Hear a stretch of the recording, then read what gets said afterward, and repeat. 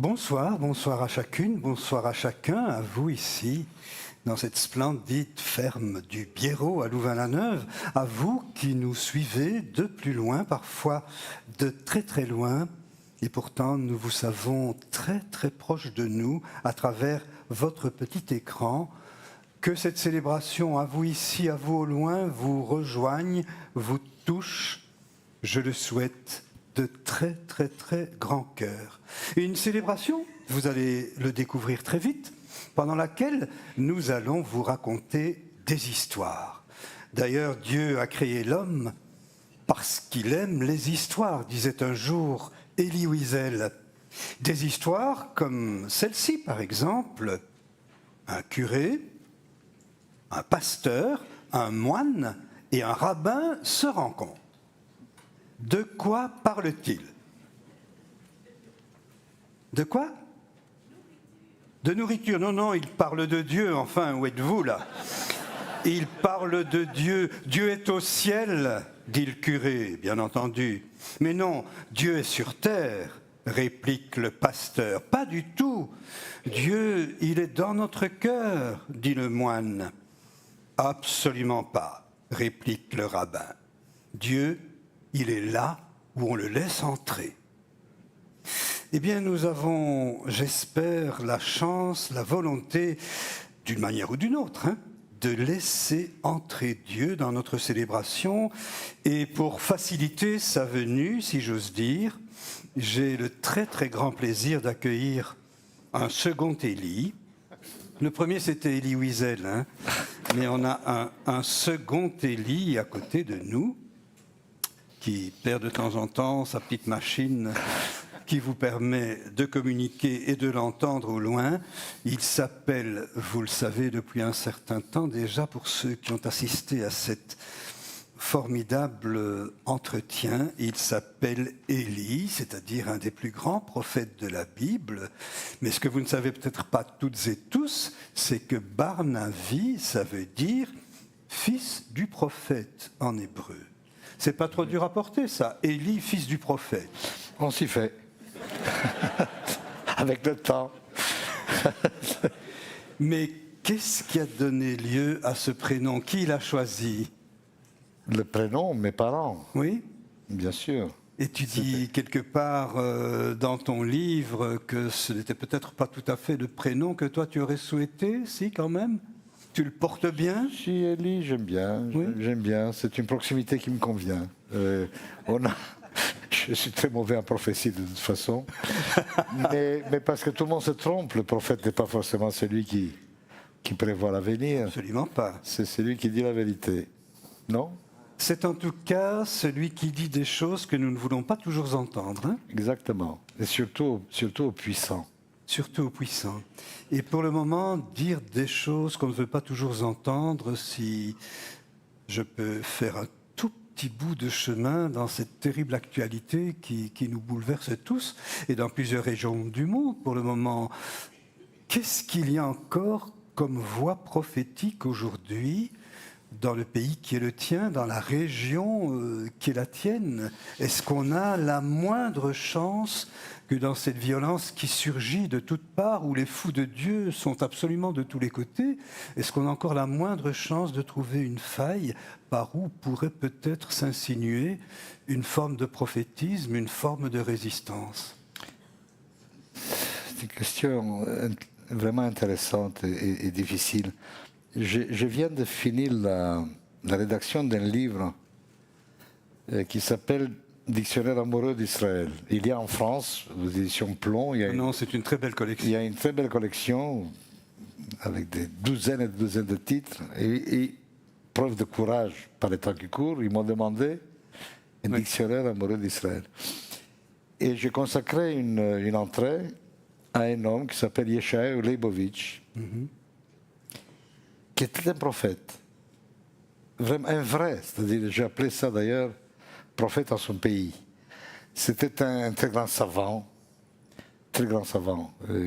On disait que le seul diplôme qu'il n'a jamais réussi à avoir, c'est le permis de conduire.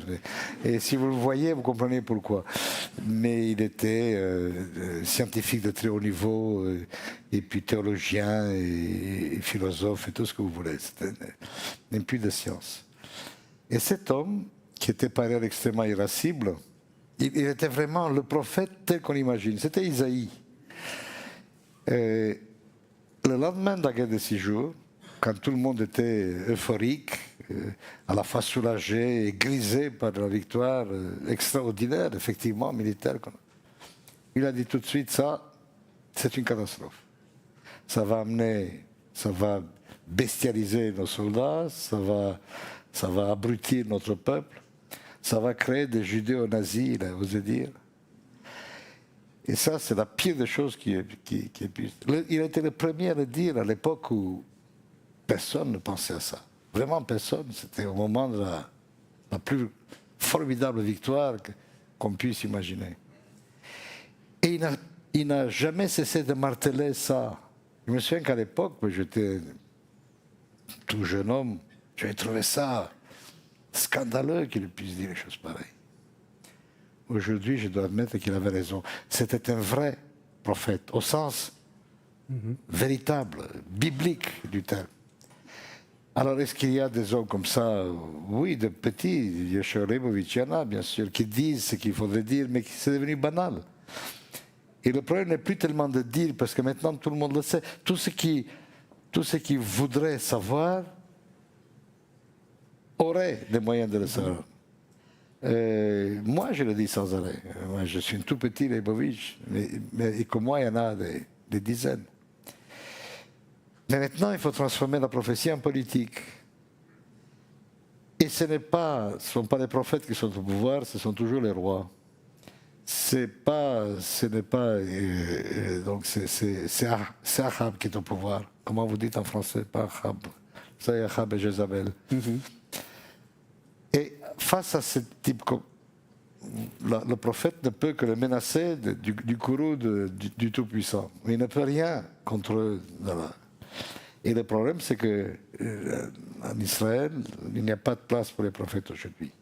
Et donc, ce que nous faisons, nous manifestons, nous écrivons, nous hurlons, nous implorons l'aide de l'étranger. Mais il n'y a plus de place pour les prophètes véritablement. Mais il y a peut-être encore une place pour une prophétesse. C'est celle que nous allons chanter maintenant. L'histoire, c'est en espagnol. L'histoire nous dit que cette femme, elle se tient debout dans la tempête.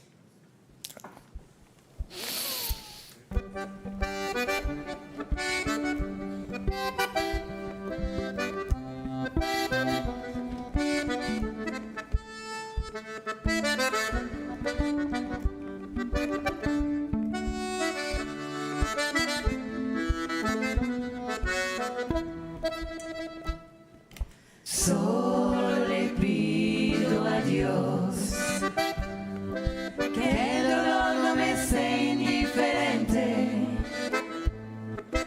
que la reseca muerte no me encuentre, mas yo solo sin haber hecho lo suficiente. Solo le pido a Dios que el injusto no me sea indiferente, que no me abofeten la mejilla, después que una cara me araña esta suerte. Solo le pido a Dios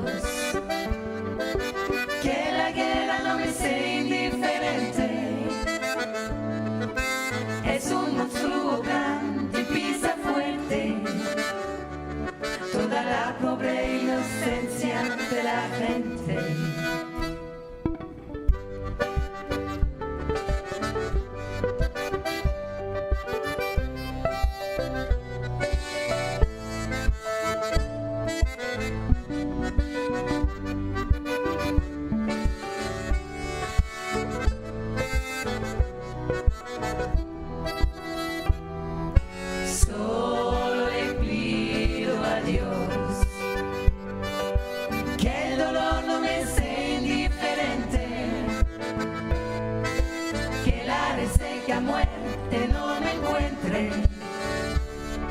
yo solo sin haber hecho lo suficiente.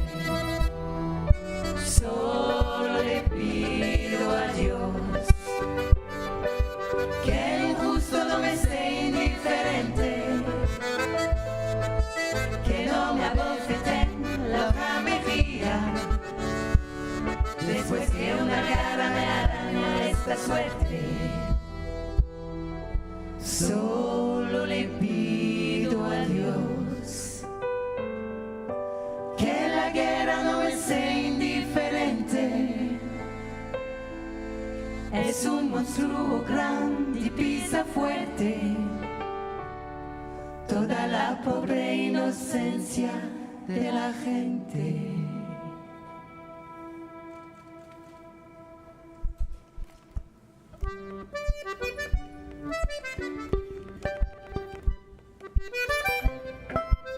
Je vous fais ça.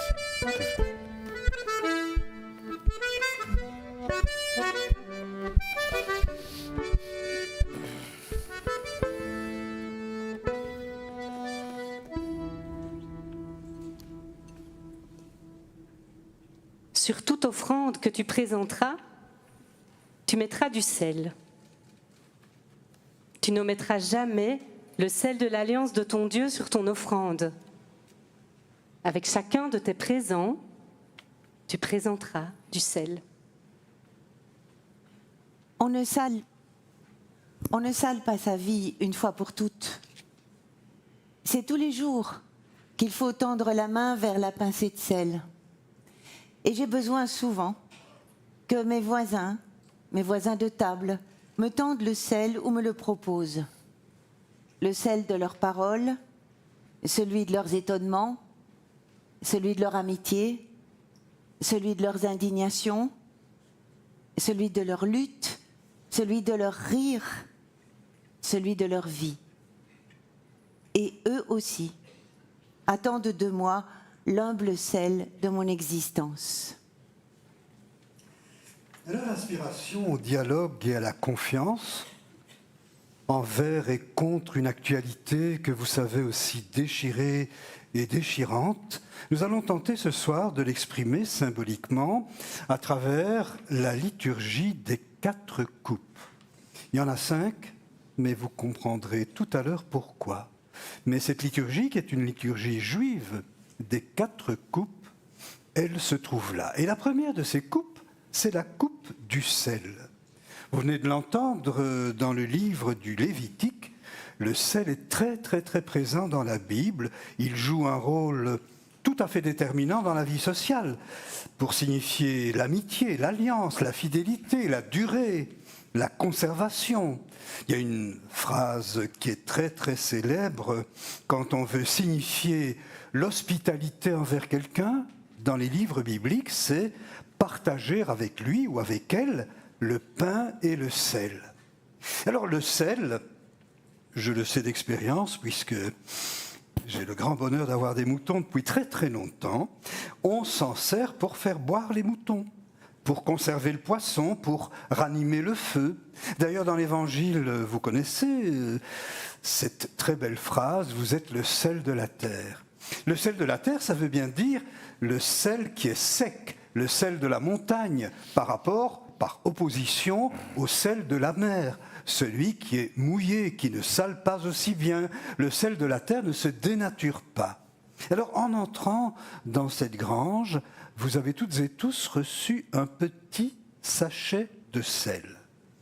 Ça signifie symboliquement le rapport de confiance entre nous. C'est un pacte, en quelque sorte. C'est un signe que nous avons voulu échanger. Et je vous invite à garder très très précieusement, quand vous rentrerez chez vous, ce petit sachet de sel qui pourra peut-être aussi ranimer certaines choses en d'autres circonstances. Un sel qui maintenant va rejoindre la première coupe. Élie et une des muses, au nom de toute l'assemblée, va le verser dans cette première coupe. C'est le sel de la confiance et de la solidarité.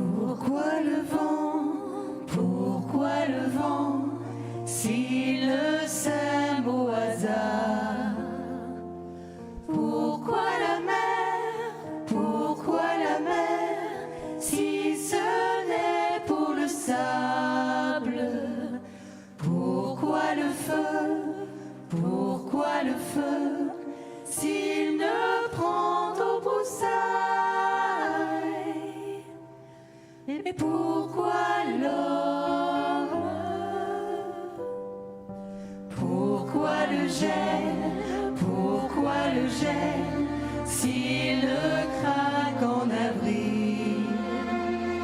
Pourquoi la nuit? Pourquoi la nuit si le jour ne s'y lève? Pourquoi la mort? Pourquoi la mort si la vie ne l'emporte?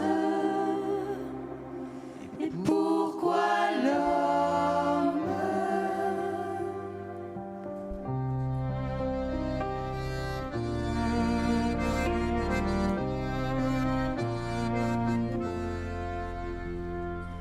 Pourquoi le sel? Pourquoi le sel s'il ne fait que saler? Pourquoi l'amour? Pourquoi l'amour s'il ne va qu'à se perdre? Pourquoi l'oiseau? Pourquoi l'oiseau s'il n'enchante les arbres? Et pourquoi l'homme? Pourquoi le pain? Pourquoi le pain s'il n'est jamais rompu? Pourquoi le sang? Pourquoi le sang s'il n'emplit nulle coupe? Pourquoi le corps? Pourquoi le corps s'il ne dit la parole? Et pourquoi l'homme?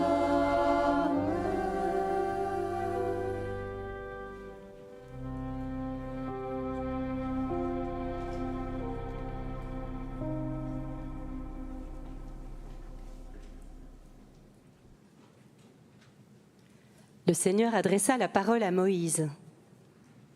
Procure-toi aussi des aromates de première qualité, de la myrrhe fluide, 500 cycles, du cinnamome aromatique, la moitié, soit 250, du roseau aromatique, 250, de la casse, 500 en cycle du sanctuaire, avec un hin d'huile d'olive. Tu en feras l'huile d'onction sainte, mélange parfumé, travail de parfumeur. Ce sera l'huile d'onction sainte. Comme Jésus se trouvait à Béthanie chez Simon le lépreux, quand il eut pris place à table, une femme entra, portant un vase d'albâtre rempli d'un parfum authentique de grand prix. Elle brisa le vase et répandit le parfum sur la tête de Jésus. Quelques-uns s'en fâchaient entre eux et disaient « Pourquoi gaspiller ainsi ce parfum?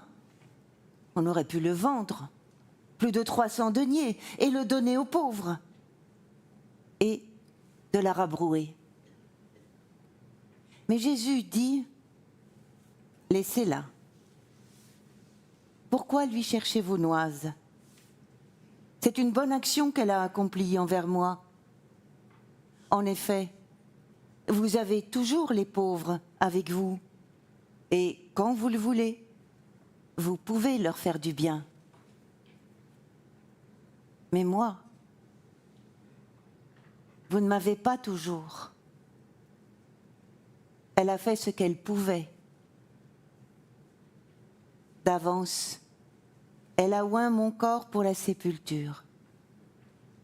En vérité, je vous le dis, partout où sera prêché l'Évangile dans le monde entier, on racontera ce qu'elle a fait en mémoire d'elle.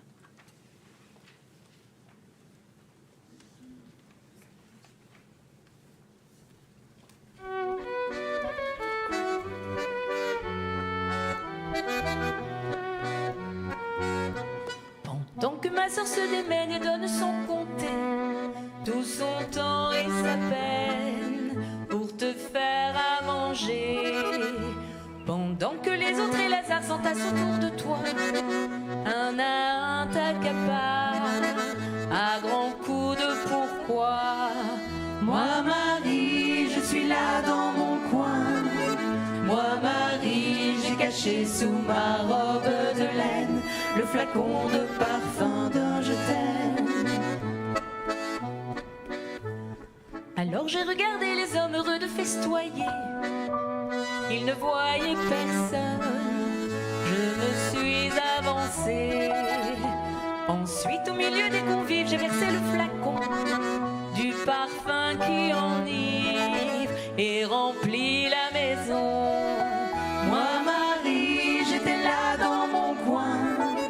Moi Marie, j'avais pris sous ma robe de laine le flacon de parfum je t'aime.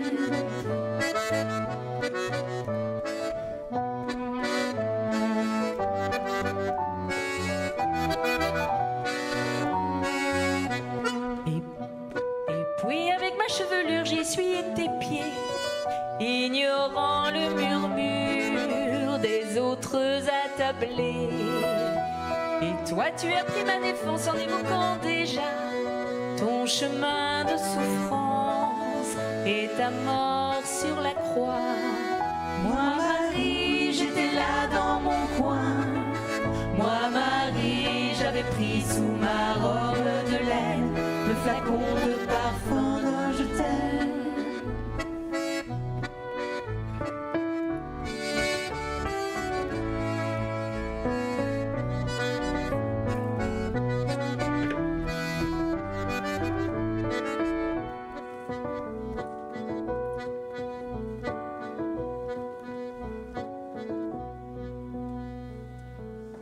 Alors, il y a quelques minutes, nous parlions du sel, mais lui, il est aussi très très présent dans la Bible pour accompagner le repas, bien entendu, pour consacrer, songer au roi David, pour apaiser le bon samaritain, pour encourager, pour ensevelir.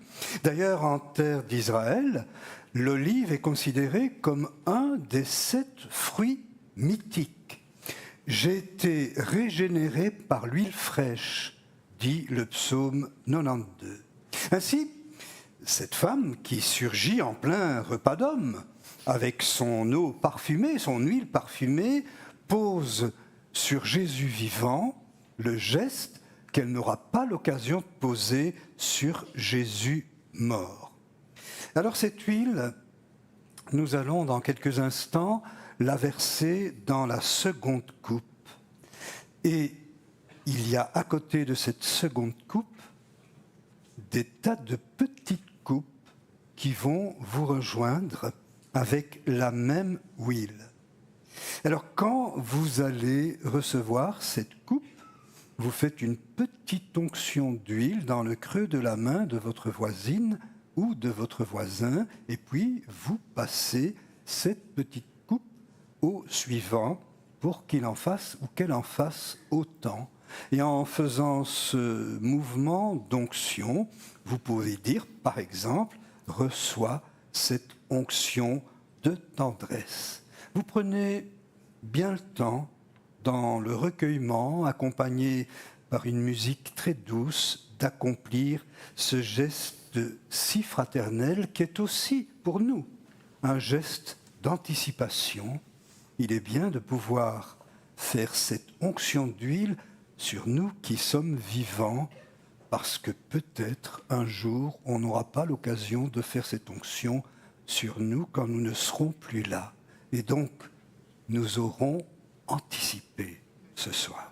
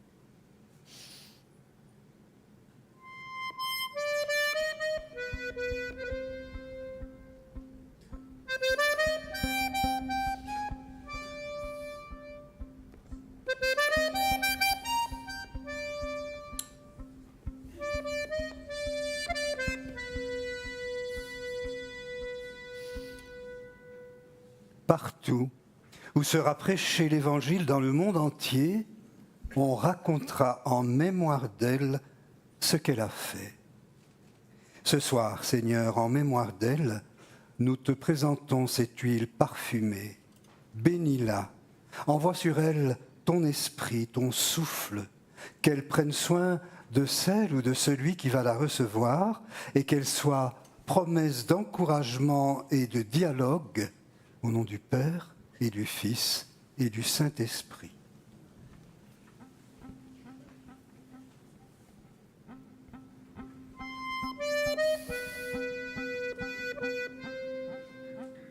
Que cette huile de tendresse te rejoigne. Que cette huile de tendresse te rejoigne. Que cette huile de tendresse te rejoigne. Que cette huile de tendresse te rejoigne. Que cette huile de tendresse te rejoigne. Que cette huile de tendresse te rejoigne. Que cette huile de tendresse te rejoigne. Cette huile de tendresse te rejoigne. Que cette huile de tendresse te rejoigne. Que cette huile de tendresse te rejoigne. Que cette huile de tendresse te rejoigne. Que cette huile de tendresse te rejoigne.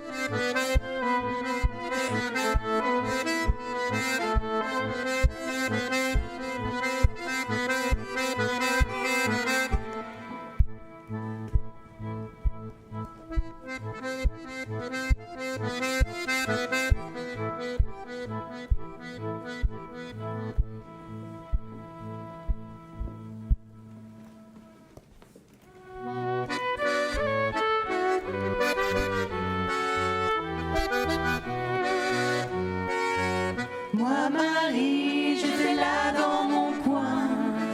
Moi, Marie, j'avais pris sous ma robe de laine le flacon de parfum d'un je t'aime.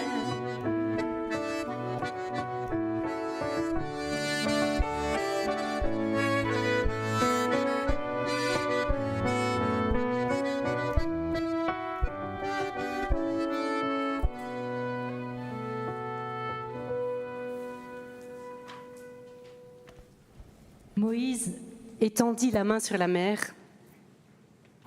Le Seigneur refoula la mer toute la nuit par un vent d'est puissant, et il mit la mer à sec. Les eaux se fendirent, et les fils d'Israël pénétrèrent au milieu de la mer, à pied sec.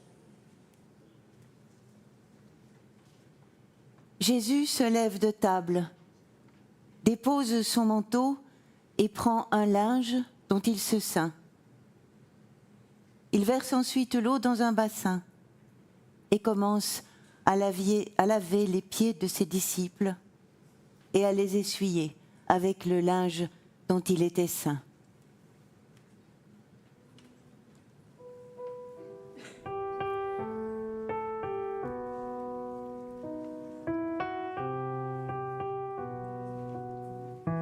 Vous serez vraiment grand dans la mesure où vous êtes petit.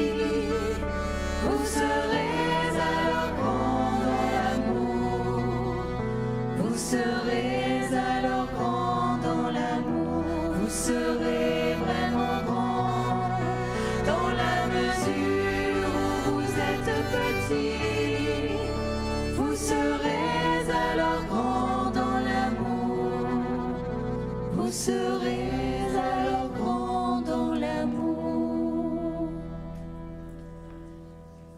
Professeur de religion dans une école pour jeunes avec un handicap physique, je terminais le trimestre pendant lequel j'avais parlé d'habiter son corps. Comme nous étions à la veille du Jeudi Saint, je trouve bien d'évoquer le lavement des pieds. J'explique la tradition juive et j'en viens aux gestes posés par Jésus. Et pour ne pas rester dans la théorie, je propose de passer à la pratique. Je veux dire, je me propose de laver les pieds de mes élèves. Certains étaient très embêtés, n'ayant pas trop envie de montrer qui une attelle et qui un pied déformé. D'autres acceptent de bonne grâce et me voilà, comme Jésus, avec un linge et une coupe d'eau. Le rituel terminé, Clément m'interpelle et me demande d'enlever mes chaussures et mes chaussettes, car il veut lui aussi me laver les pieds. Je croyais avoir été humble en leur lavant les pieds, mais je jouais au prof superstar, toujours soucieux d'une démarche inédite. Ici, je suis renvoyée à une vraie humilité. Défaire mes lacets, enlever mes chaussures, mes chaussettes et permettre à Clément de me laver les pieds et à Nicolas de les essuyer. Ils ont fait cela très sérieusement, avec attention, douceur et générosité.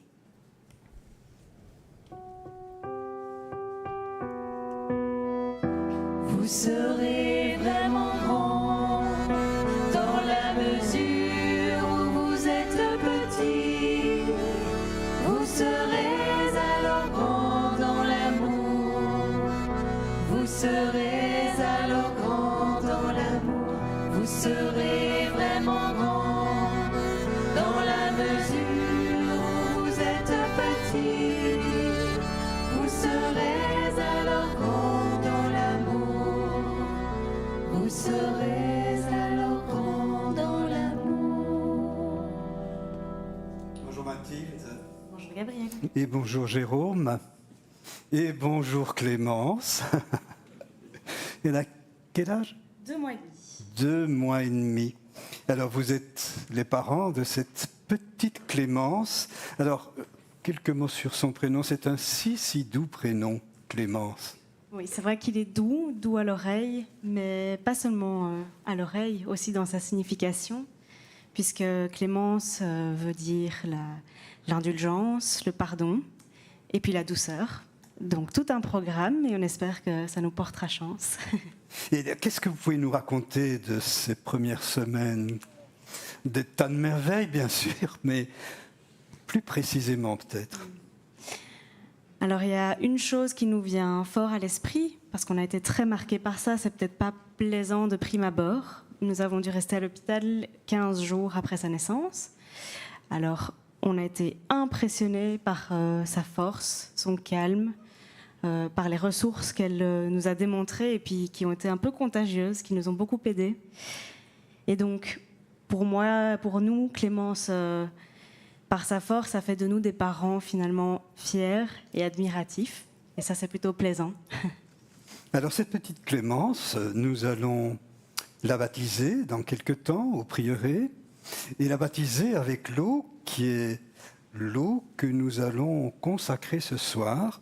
C'est de l'eau qui nous fait penser à la mer Rouge, c'est de l'eau qui nous fait penser à la traversée du Jourdain, c'est l'eau de la naissance, c'est la naissance d'un peuple, c'est la naissance d'un enfant, mais c'est aussi la naissance d'une liberté. Et cette eau, c'est vous qui allez la mettre dans la 3e coupe. C'est pour ça que j'ai dit qu'il y aurait une coupe supplémentaire tantôt, parce qu'il y en a une que nous allons emporter au prieuré pour baptiser Clémence, et l'autre que nous allons utiliser tout à l'heure pour la coupe finale de cette célébration.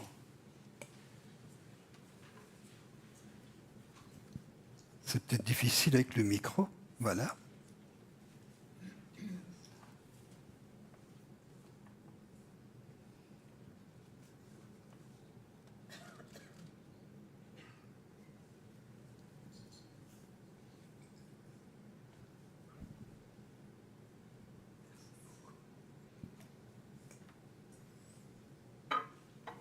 Un tout grand merci à tous les trois et à très bientôt. Hein. Vous pouvez les applaudir. Hein.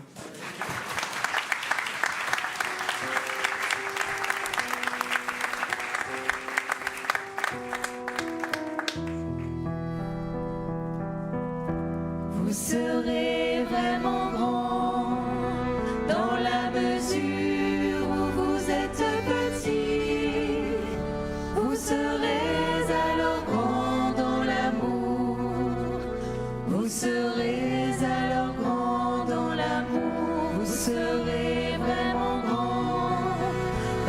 mesure où vous êtes petit, vous serez alors grand dans l'amour. Vous serez alors grand dans l'amour.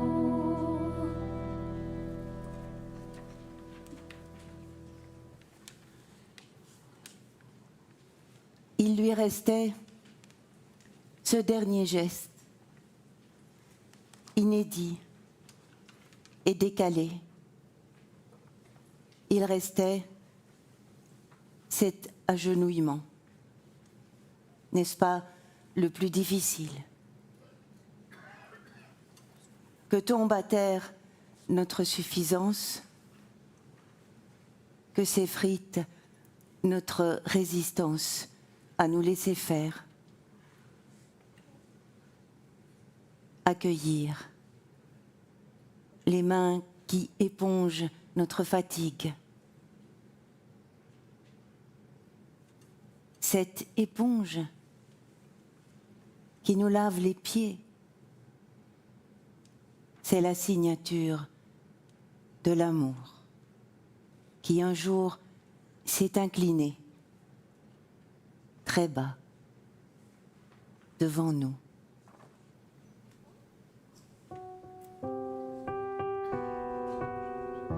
Vous serez vraiment grand dans la mesure où vous êtes petit.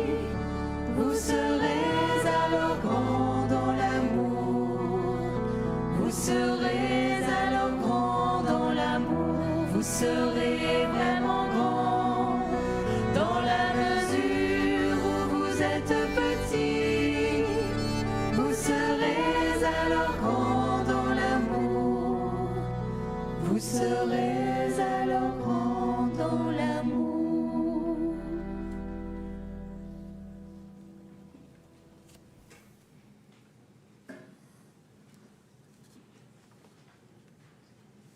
Quand on apporte en présent au Seigneur une offrande, le présent doit consister en farine sur laquelle on verse l'huile et on met de l'encens. On l'amène au prêtre, fils d'Aaron, et on en prend une pleine poignée. De la farine, de l'huile, avec tout l'encens, puis le prêtre fait fumer à l'autel ce mémorial. C'est un mets consumé, un parfum apaisant pour le Seigneur. La parole du Seigneur fut adressée à Élie. « Lève-toi et va à Sarepta. J'ai ordonné là-bas à une femme, à une veuve, de te ravitailler. » Élie arrive à l'entrée de la ville et voit la femme qui ramassait du bois. Il l'appelle et dit « Va me chercher, je t'en prie, un morceau de pain dans ta main. » Elle répond « Par la vie du Seigneur, ton Dieu, je n'ai rien de près. J'ai tout juste une poignée de farine dans la cruche et un petit peu d'huile dans la jarre. Quand j'aurai ramassé quelques morceaux de bois, je rentrerai et je préparerai ces aliments pour moi et pour mon fils. Nous les mangerons et puis nous mourrons. » Élie lui dit « Ne crains pas, rentre et fais ce que tu as dit. Seulement, avec ce que tu as, fais-moi d'abord une petite galette et tu me l'apporteras. Tu en feras ensuite pour toi et pour ton fils. Car ainsi parle le Seigneur, le Dieu d'Israël. Cruche de farine ne se videra, jarre d'huile ne désemplira, jusqu'au jour où le Seigneur donnera la pluie à la surface du sol. » Comme le sel, comme l'huile, comme l'eau, la farine joue un très très grand rôle dans la tradition biblique. Elle peut par exemple, vous l'avez entendu, être une offrande sacrée présentée au temple. On l'arrose alors de parfum et d'encens, mais aussi d'huile. Une offrande qui prend encore une valeur supérieure lorsqu'il s'agit de fleurs de farine. Alors la fleur de farine, c'est simplement de la farine qui est moulue pendant beaucoup plus longtemps, qui est très finement tamisée.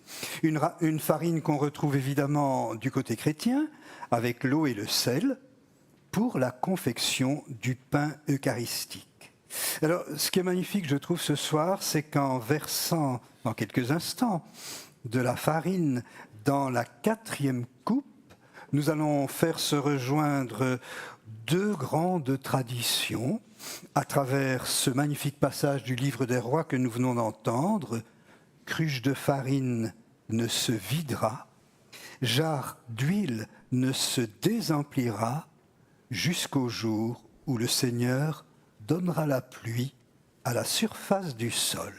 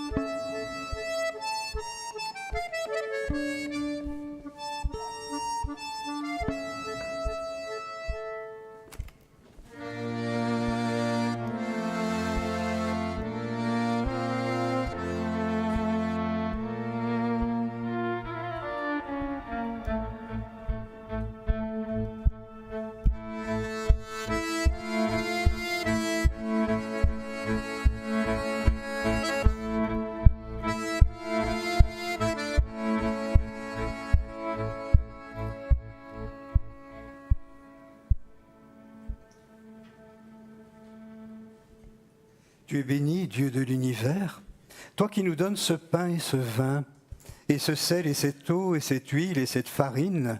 Nous te les présentons, ils deviendront le pain et le vin, et l'eau et le sel et l'huile et la farine du royaume éternel. Le Seigneur soit avec vous, et élevons notre cœur. Rendons grâce au Seigneur notre Dieu.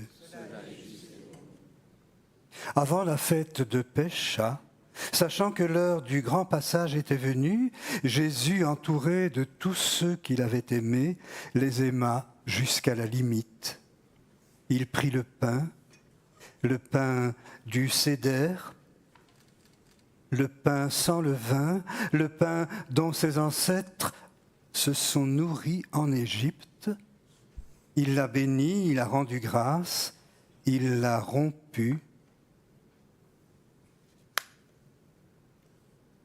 Et il a donné ce pain à ses disciples en leur disant, « Prenez et mangez-en tous, ceci est mon corps livré pour vous. » Puis à la fin du repas, il a pris la coupe qui était remplie de vin. De nouveau, il a rendu grâce et il a donné cette coupe à ses disciples en chantant avec eux la libération d'Égypte, en entonnant le Hallel. Une fois encore, il a fait circuler cette coupe parmi eux, probablement aussi parmi elles, en disant « Prenez et buvez-en tous, car ceci est la coupe de mon sang, le sang de l'alliance nouvelle et éternelle, qui sera versé pour vous et pour la multitude en pardon des péchés. Vous ferez cela en mémoire de moi. »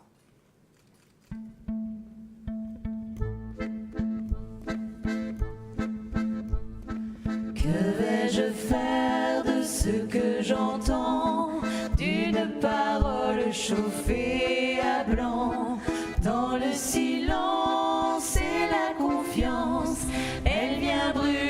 mon présent et je relis toute ma vie dans ce buisson ardent.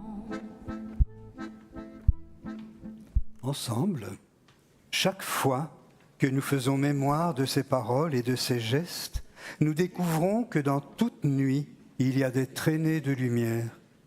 Chaque fois que nous faisons mémoire de ces paroles et de ces gestes, nous découvrons que dans tout désert, il y a des accouchements d'espérance. Chaque fois que nous faisons mémoire de ces paroles et de ces gestes, nous découvrons que dans tout pain levé, il y a des naissances de liberté. Envoie sur nous, Père, l'Esprit que tu as envoyé sur Jésus, pour que nous soyons le vrai pain rompu, la vraie coupe offerte à toute faim et à toute soif humaine. Que ton Église soit celle de l'Évangile, que l'homme y soit toujours grandi et qu'il s'y découvre toujours plus humain. Et toi, Père, toujours là pour nous accueillir de toute ta miséricorde, fais-nous grandir encore, encouragés par toutes celles et tous ceux qui nous ont quittés et dont la force de vie a traversé la mort. Permets enfin, oui, permets qu'avec Marie, qu'avec tes disciples au soir du jeudi saint, nous ayons part à la vie éternelle et que nous chantions ta louange par Jésus-Christ, ton Fils bien-aimé.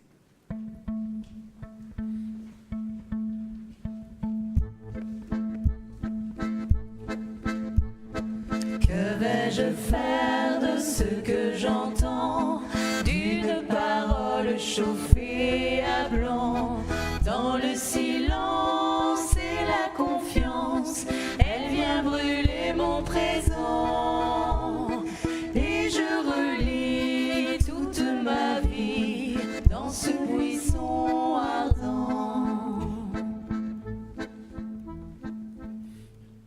Ensemble maintenant, nous sommes appelés et invités à redire cette prière qui demande et qui promet le pain de ce jour. Notre Père, qui es aux cieux, que ton nom soit sanctifié, que ton règne vienne, que ta volonté soit faite sur la terre comme au ciel. Donne-nous aujourd'hui notre pain de ce jour. Pardonne-nous nos offenses, comme nous pardonnons aussi à ceux qui nous ont offensés. Et ne nous laisse pas entrer en tentation, mais délivre-nous du mal. Car c'est à toi qu'appartiennent le règne, la puissance et la gloire pour les siècles des siècles. Amen. Et que la paix du Seigneur soit toujours avec vous. Je vous invite à partager un geste de paix. La paix soit avec toi.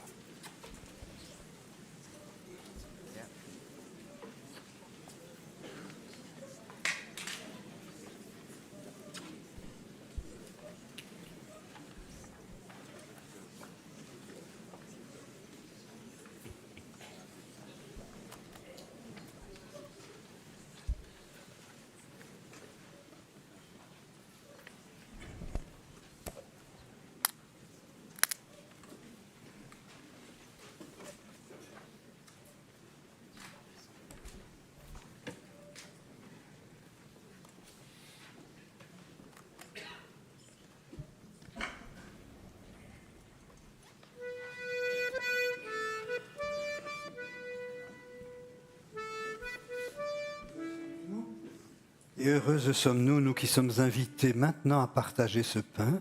Voici l'agneau de Dieu, celui qui promet le relèvement du monde, le corps du Christ.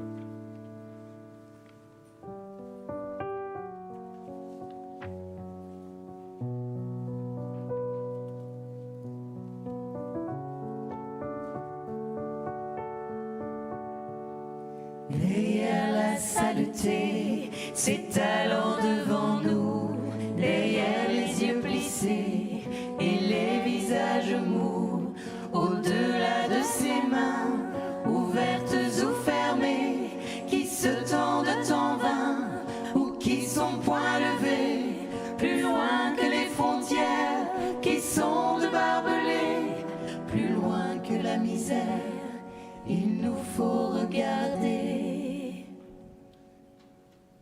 Il nous faut regarder ce qu'il y a de beau, le ciel gris ou bleuté, les filles au bord de l'eau, l'ami qu'on s'est fidèle, le soleil de demain, le vol d'une hirondelle, le bateau qui revient.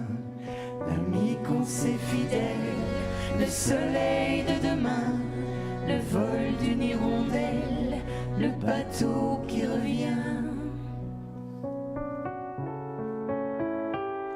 Par-delà le concert, des sanglots et des pleurs, et des cris de colère, des hommes qui ont peur. Par-delà le vacarme, des rues et des chantiers, des sirènes d'alarme, des jurons de chartier, plus forts que les enfants qui racontent les guerres, et plus forts que les grands qui nous les ont fait faire. Il nous faut écouter l'oiseau au fond des bois, le murmure de l'été, le sang qui monte en soi, les berceuses des mers, les prières des enfants et le bruit de la terre qui s'endort doucement. Les berceuses des mers, les prières des enfants et le bruit de la terre qui s'endort doucement.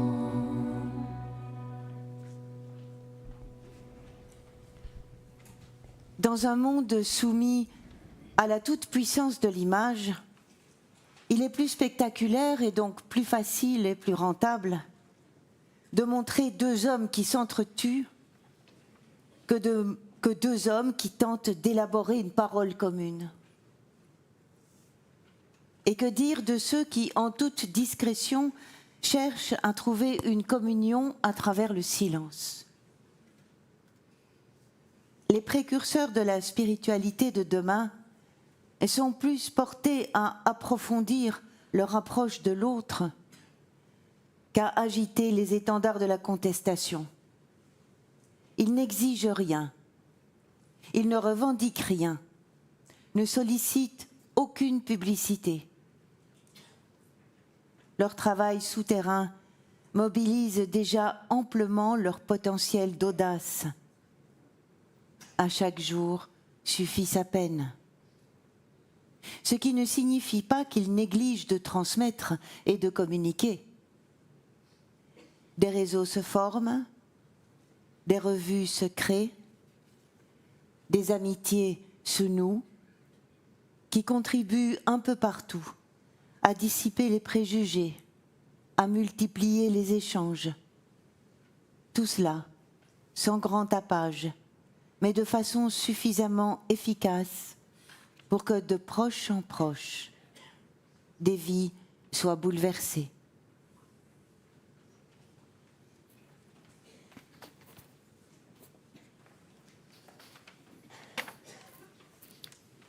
Merci Elie d'avoir vécu toute cette soirée avec nous, l'interview, la célébration. Alors, on vient d'entendre un texte qui me touche beaucoup, qui est celui de mon éditeur, Jean Moutapa, chez Albin Michel, qui a écrit un livre extraordinaire, Dieu et la révolution du dialogue. Et dans ce texte que nous venons d'entendre, il parle d'un travail souterrain pour favoriser le dialogue. Dans la région d'où tu viens, ce serait quoi aujourd'hui ce travail souterrain pour favoriser le dialogue? Le travail de... C'est pas un travail d'ailleurs, dialoguer avec son prochain n'est pas un travail. C'est une nécessité, c'est une habitude. c'est une politique. Moi, avec des amis, on a fait ça toute nos vies, quoi. On a dialogué avec l'autre. L'autre étant le Palestinien en face, qui pense comme nous, et que des fois, me suis-je dit, je l'ai écrit, je crois même dans ce livre, que je me sentais infiniment plus proche d'un Palestinien qui pense, qui sent comme moi, que d'un compatriote qui était fanatique.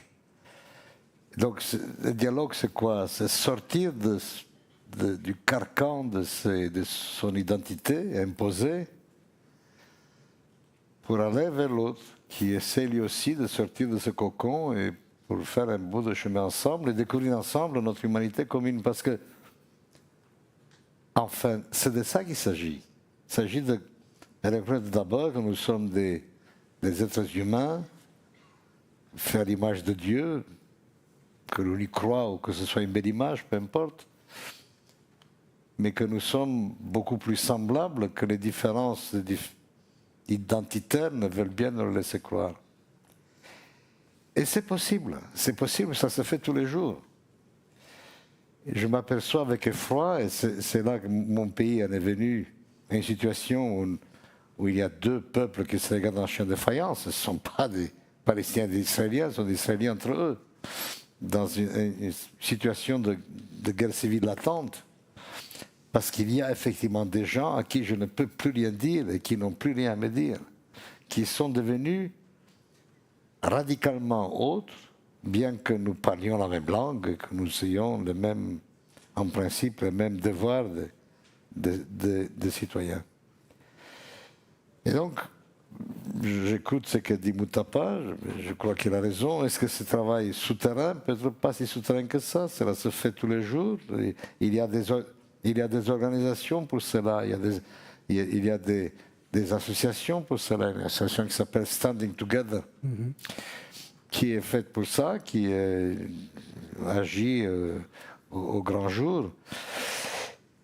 Et donc, le dialogue n'est jamais rompu. Et j'aimerais, je vais pas être trop long, parce que vraiment, je crois que j'ai assez fatigué là. Ce que je veux dire, c'est que dans cette espèce d'affaissement que nous vivons aujourd'hui, il y a beaucoup de complaisance. Quand vous regardez un historien des époques plus anciennes, on n'a jamais été mieux qu'aujourd'hui, c'est pas vrai. Et il y a eu des moments épouvantables, il y a eu des guerres épouvantables, il y a eu des massacres épouvantables. Les gens ont survécu, l'humanité a survécu. Et je pense qu'elle survivra aussi à cette espèce de moment un peu pénible, un peu veule. Bien sûr qu'il survivra, parce que nous n'avons pas le choix, c'est le mot de Pérez de tout à l'heure, il n'y a pas d'alternative. Et donc ce qu'il faut, c'est maintenir un peu vivace cette étincelle. Vous l'avez fait aujourd'hui, c'était vraiment très émouvant, et que l'on soit croyant ou pas croyant, juif ou chrétien.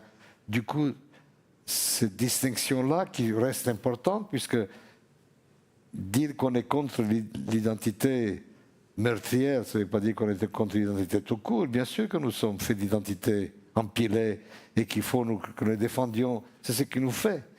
Mais une identité qui ne soit pas des prisons, qui soit des portes ouvertes, que l'on puisse aller, revenir et communier, ça c'est des mots que vous devez bien aimer, mais c'est des mots qui nous concernent tous, c'est communier dans notre humanité commune.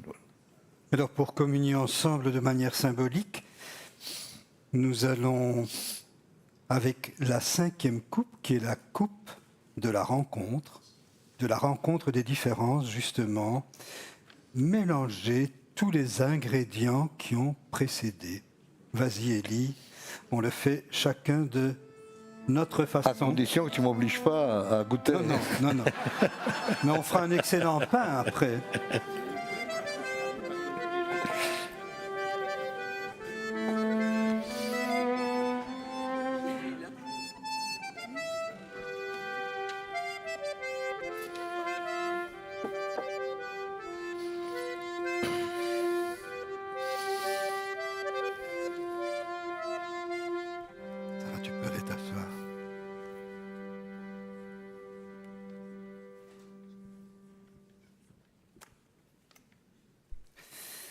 Merci à vous qui avez suivi cette célébration au loin. Et pardon si vous avez dû nous attendre pendant une quinzaine de minutes. À vous qui êtes ici tout proches. Et merci bien sûr à toutes celles et à tous ceux, et ils sont nombreux, qui l'ont rendu possible. Élie, bien entendu.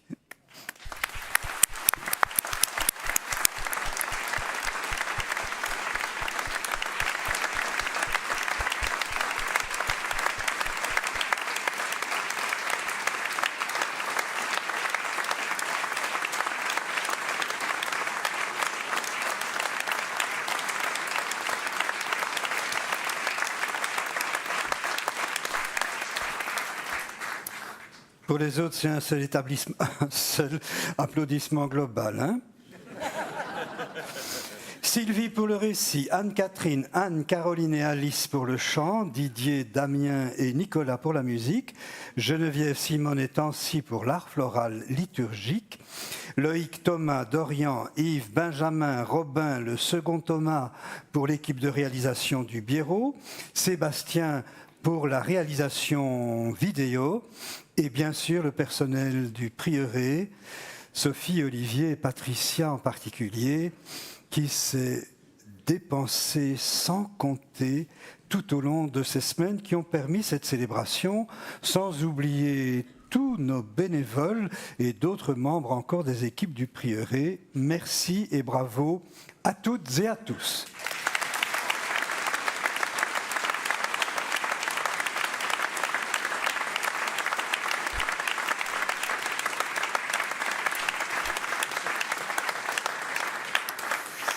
Demain, nous allons vivre un autre moment que je pense intense en accueillant Yasmina Douyeb.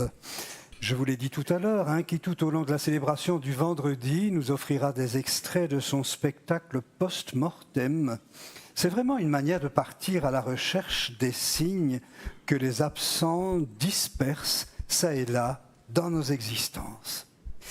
Si vous souhaitez nous aider à réaliser des célébrations comme celle-ci et à poursuivre cette aventure liturgique à travers les ondes, les paniers à la sortie auront grand bonheur à accueillir bien plus que vos promesses de générosité, vos réalités. Et si vous préférez une réalité virtuelle, c'est tout à fait possible. Et le numéro de compte est lui bien réel. C'est un QR code qui figure dans le carnet ou à la fin du générique pour ceux qui nous regardent derrière le petit écran. Si vous souhaitez recevoir la chance de vivre cette célébration en différé dès demain midi ou de la faire découvrir à vos amis, le lien se trouve dans vos carnets et va apparaître à l'écran pendant le générique final. Enfin, je vous rappelle, ou je vous annonce, que le prieuré anime une école des rites et de la célébration, très pluraliste. Croyants et non-croyants y trouvent leur chemin et se préparent à célébrer. Pour en savoir plus, www.leprieurébien.be. Je vous rappelle aussi, ou je vous annonce, que le prieuré édite tous les 2 mois une très très belle lettre au prieuré, dont Patrick Titeka est le rédacteur en chef. Elle vient de sortir dans de tout nouveaux habits. Vous allez pouvoir la découvrir là, dans la librairie, mais vous pouvez aussi, bien sûr, la recevoir via votre écran. Puisque je parle de librairie, on me dit que les livres d'Élie sont déjà tous partis. Nous en avions beaucoup trop peu. On pourra en recommander si vous le souhaitez. Je n'ai pas réussi à en avoir plus. Mais vous avez aussi bien d'autres livres, et notamment un audio-livre, Monsieur Timothée. C'est un splendide spectacle, certains d'entre vous l'ont vu.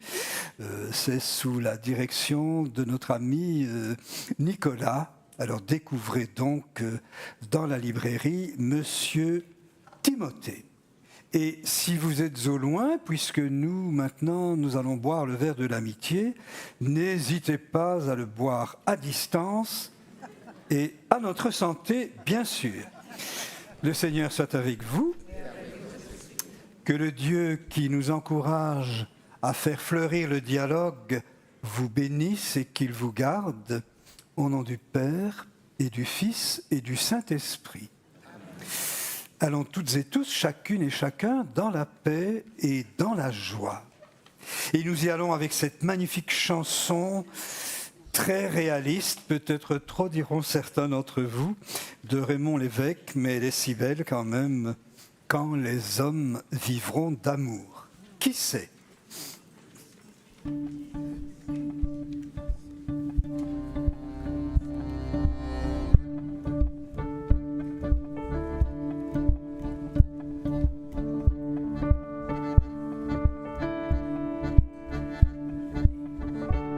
Quand les hommes vivront d'amour, il n'y aura plus de misère.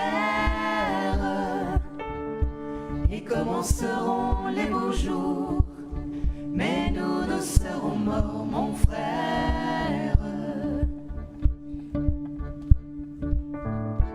Quand les hommes vivront d'amour, ce sera la paix sur la terre. Les soldats seront troubadours, mais nous serons morts, mon frère. Dans la grande chaîne de la vie, Dans la grande chaîne de la vie, où il fallait que nous passions, où il fallait que nous passions, où il fallait que nous soyons, nous aurions eu la mauvaise partie. quand les hommes vivront d'amour, il n'y aura plus de misère. Peut-être songeront-ils un jour à nous qui serons morts, mon frère.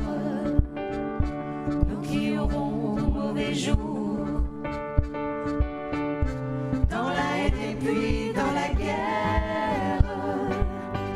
Cherchez la paix, cherchez l'amour, qu'ils connaîtront alors, mon frère. Dans la grande chaîne de la vie, Dans la grande chaîne de la vie, pour qu'il y ait un meilleur temps, pour qu'il y ait un meilleur temps, il faut aussi quelques perdants. De la sagesse, ici-bas c'est le prix.